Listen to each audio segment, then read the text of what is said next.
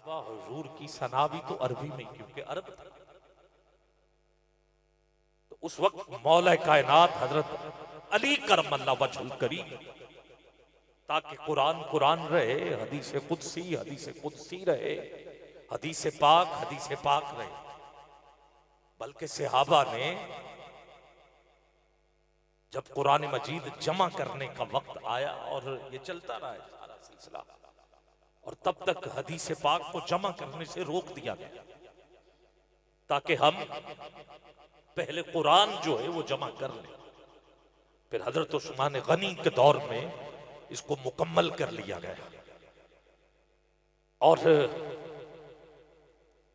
حضرت مولا علی کرم اللہ وجہ الکریم آپ کے دور میں اس قرآن مجید میں پھر اور آسانی، اور پھر کچھ حاشیے لگا کر علم العداد کے حوالے سے بھی آپ نے، یہ مولا علی نے علم العداد کے حوالے سے بہت کچھ باتیں عوام الناس تک پہنچائیں. یہ علم العداد جو ہے، یہ جیسے بسم اللہ الرحمن الرحیم، با کے اتنے عدد ہیں، سین کے اتنے ہیں، میم کے اتنے ہیں، یہ ایک تعداد لکھی ہوتی ہے، زبانی یاد نہیں ہے، مل جاتی ہے. تو پھر یہ ٹوٹل کریں تو 786 ہو جاتے ہیں.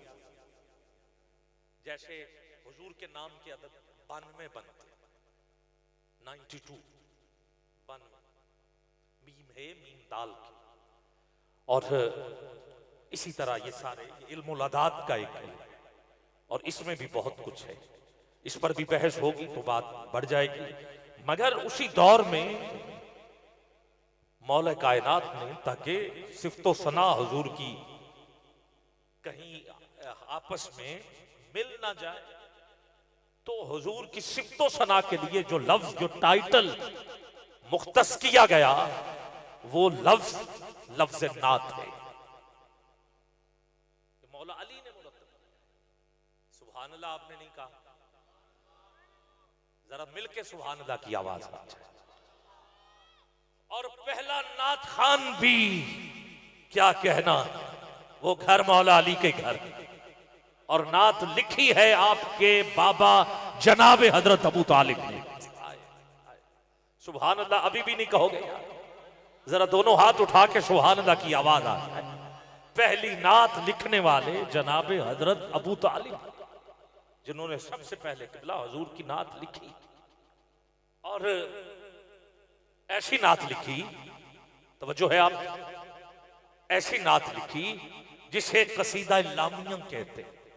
اسے اس لیے لامیہ کہتے ہیں کہ اس کے آخر میں لام ہے، اور اسی لام کو ہی تو مد نظر رکھتے ہوئے شیخ سعدی شرازی نے آپ کا خیال بالغ العلا بکمال کشفت رجا بجمال حسنت جمیع خصال ہی. حضور نے خود فرمایا، سعدی لکھو آقا کیا، صلو علیہ وآلہ. یہ لام والا قصیدہ، یہ خیال جناب حضرت ابو طالب. میں فتاوی رضویہ جلد نمبر 28 اعلی حضرت کا فتاوی وہاں سے لے کے پڑھ رہا. اب آپ کی توجہ چاہیے، یہ میرے پاس ہے اعلی حضرت کا فتاوی گرامی قدر. اس کا وہ قصیدہ جو آپ نے لکھا ہے حضرت ابو طالب کا قصیدہ، اس کے آخر میں لام آتا ہے. یہ لام کمال ہی، جمال ہی، خصال ہی، یہ سب سے پہلے خیال حضرت ابو طالب کا تھا.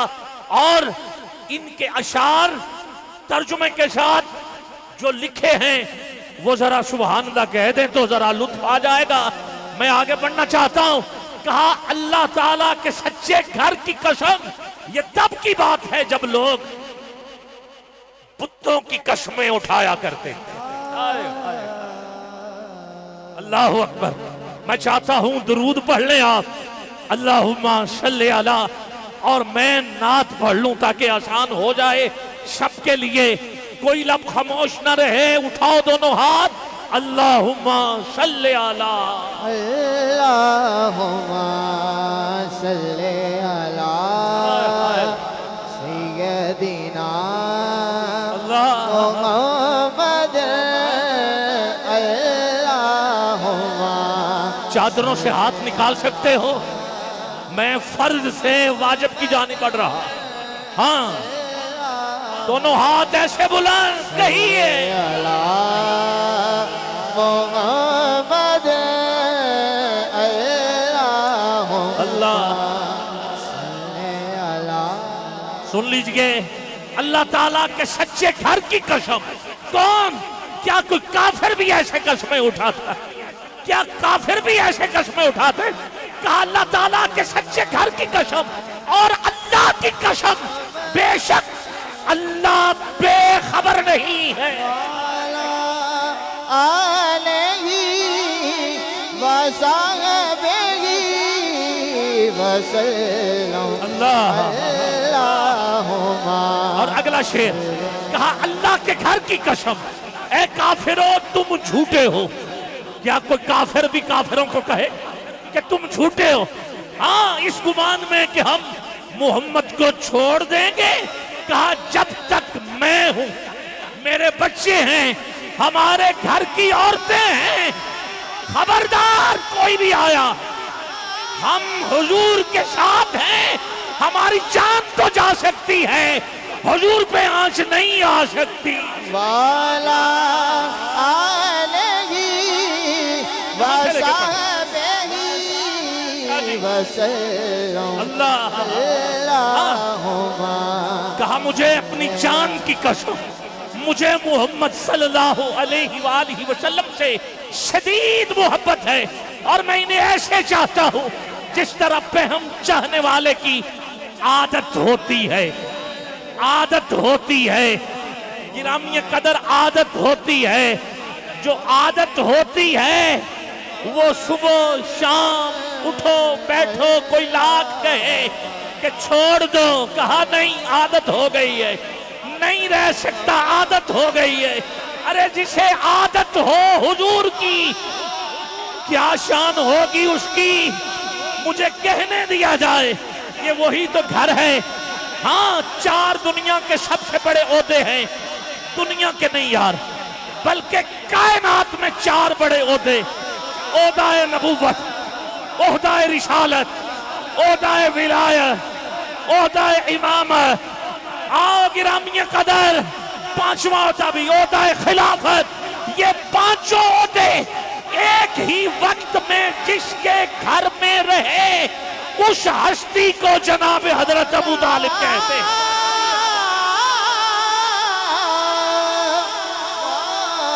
نبی تو نبیوں کا سردار، ولی تو ولیوں کا سردار، امام آؤ تو وہ اماموں کا سردار، خلیفہ بھی ادھر، ولایت بھی ادھر، جی نبوت بھی ادھر، رسالت بھی ادھر. مجھے کہنے دیا جائے جو حضور کی سب سے پہلے نعت لکھے وہ جناب حضرت عمران. آؤ جو سب سے پہلے حضور کی ثنا کہے وہ جناب حضرت عمران.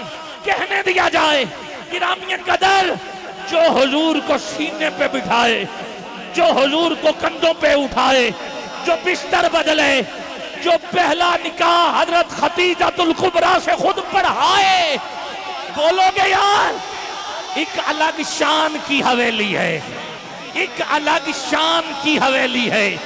یہ جو عمران کی حویلی ہے جس نے 2 تاجدار پالے ہیں، ایک نبیوں کا تاجدار، دوسرا ولیوں کا تاجدار.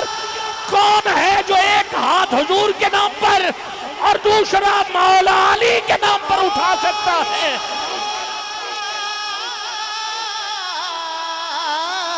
اللہ اکبر، اللہ اکبر. جس نے 2 تاجدار پالے ہیں، جس نے 2 تاجدار پالے ہیں، اس نگہبان کی حویلی ہے کافروں کو بھی جو کھلاتا رہا. ارے اس مہربان کی حویلی ہے نعت کا اولین حوالہ جو اس ثنا خان کی حویلی ہے. دین پر جس نے وار دین نسلیں نسلیں، ارے اس سلطان کی حویلی.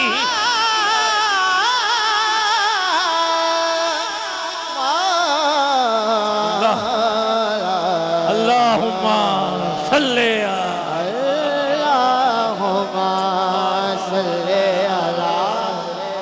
اللہ اکبر محمد اللہ اکبر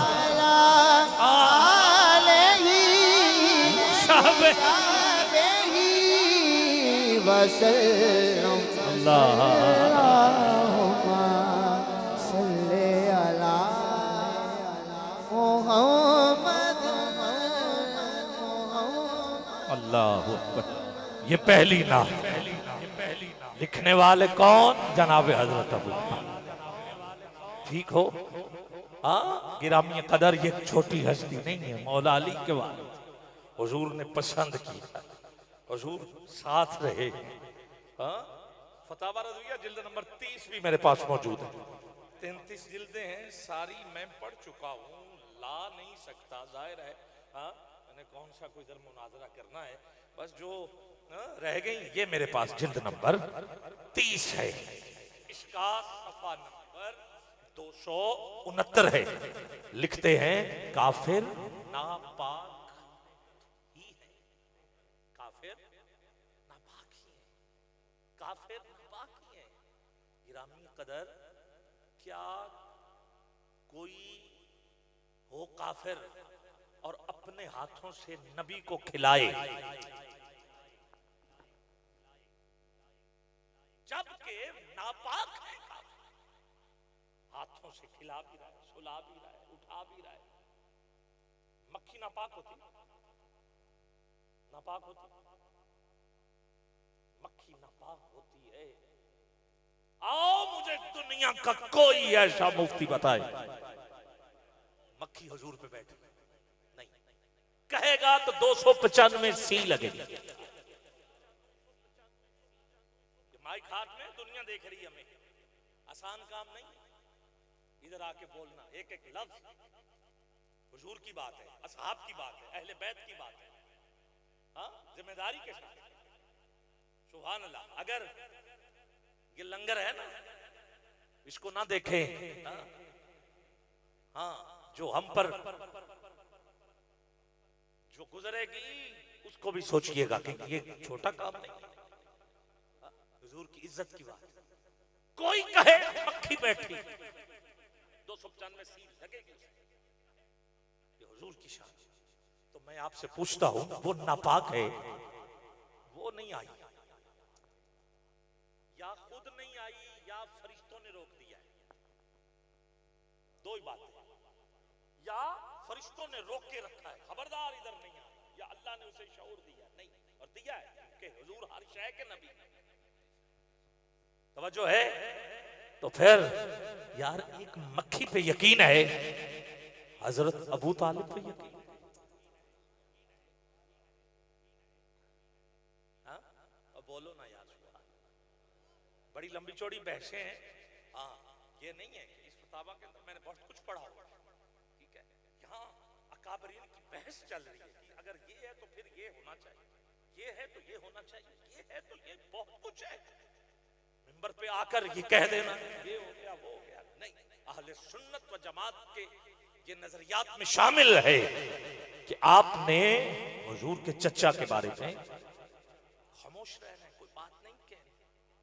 اور عجیب بات نہیں، اکابرین یہ کہہ رہے ہیں، بڑے یہ کہہ رہے ہیں، اور تم اسٹیج سجا کر یہ کہو کہ وہ کافر ہے. یہ کہاں لکھا ہے مجھے بتاؤ نا. اکابرین نے کہا ہے خاموش رہنا ہے، تم کہو کافر. شان بیان کرو، گج وج کے کرو، اور جس کے پاس دلیل ہے وہ کہہ بھی رہے ہیں. پیر نصیر الدین شاہ صاحب آپ فرماتے ہیں ہاں میں قائل ایمان ابو طالب. کیا کہنا، ہاتھ اٹھا کے نعرہ رسالت اور اونچی نعرہ رسالت. وجہ صرف موضوع ایسے ہی کھل گیا، باقی موضوع میرا نعت تھا، کیونکہ نعت آپ پہلے نعت خان، تو یہ ضروری تھا کہ میں پہلے نعت خان کی بات کروں. ٹھیک ہے، تاریخ میں لکھا ہوا ہے، اعلیٰ حضرت نے فتاوی میں لکھا ہوا ہے، حضور نے مسجد نبوی میں کھڑے ہو کے کہا آج کون ہے جو میرے چچا کی لکھی ہوئی نعت مجھے سنائے. ادھر موجود ہے حضرت علی کھڑے ہوئے. اللہ اکبر. ظاہر ہے گھر میں لکھی تھی، گھر میں موجود تھی، تو اس لیے مولا علی نے پھر وہ نعت سنائی، حضور نے خود سنی، مسجد نبوی کے اندر سنی۔ حضرت حسان بن ثابت کو بھی اٹھایا گیا، حسان تو بھی سنا۔ پھر حسان نے بھی وَأَحْسَنُ مِنْكَ لَمْ تَرَ قَطُّ عَيْنِي وَأَجْمَلُ مِنْكَ لَمْ تَلِدِ النِّسَاءُ خُلِقْتَ مُبَرَّأً مِنْ كُلِّ عَيْبٍ كَأَنَّكَ قَدْ خُلِقْتَ كَمَا تَشَاءُ۔ آقا میری آنکھ نے آج تک آپ جیسا حسین و جمیل، مدارج النبوہ مجھے دیجئے گا، شاہ عبد الحق ولی دہلوی کی کتاب، آخری بات، میں 2 منٹ میں بات کو مکمل کرتا ہوں، درود کا ورد جاری رہے گا، یہ قبلہ کتاب ہے شاہ عبد الحق ولی دہلوی، میں یہاں سے لے کے پڑھ رہا ہوں۔ میرے آقا نے ایک تو کہا حضرت ابو طالب کی نعت کون سنائے گا، تو علی کھڑے ہوئے، اور ایک محفل سجی تو حضور نے حسان کو خود کہا حسان ذرا منبر پہ چڑھ کے مجھے میری نعت سناؤ۔ اب حسان سے کیوں کہا گیا؟ اور بھی تو اصحاب موجود تھے، مولا علی کا مقام حسان سے تو بلند ہے نا، تو پھر علی سے کہہ دیتے۔ ہاں صدیق اکبر نے بھی نعت کہی، ابو بکر سے بھی نہیں کہا، حضرت عمر نے بھی نعت کہی، نہیں کہا، عثمان غنی نے بھی نعت کہی، نہیں کہا، علی نے نعت کہی، نہیں کہا، کہا تو حسان کو۔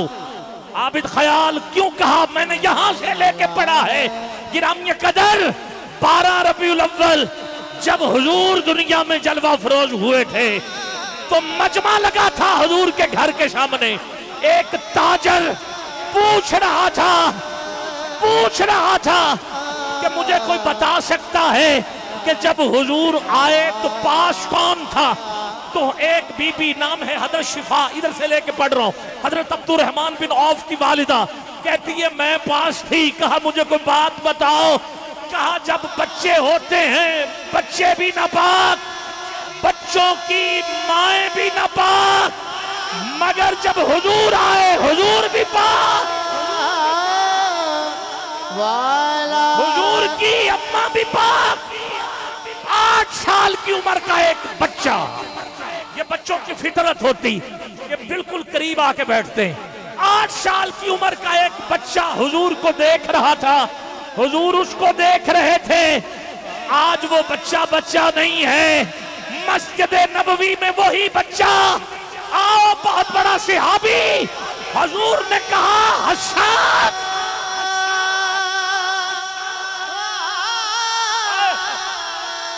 شاہ جی حسان ذرا منبر پہ چڑھ کے مجھے میری نعت سنا۔ حسان نے وہ بات جو ادھر سنی وہی کہی، کیا آقا میری آنکھ نے آج تک آپ جیسا حسین و جمیل دیکھا نہیں، اٹھا ہاتھ کہیے اللہم صلی علی محمد، یار درود نہیں پڑھ سکتا، آخری 1 سے 2 منٹ بعد دونوں ہاتھ حضور کی نعت کا واسطہ، ایسے نہیں یار ایسے بلند کر یار،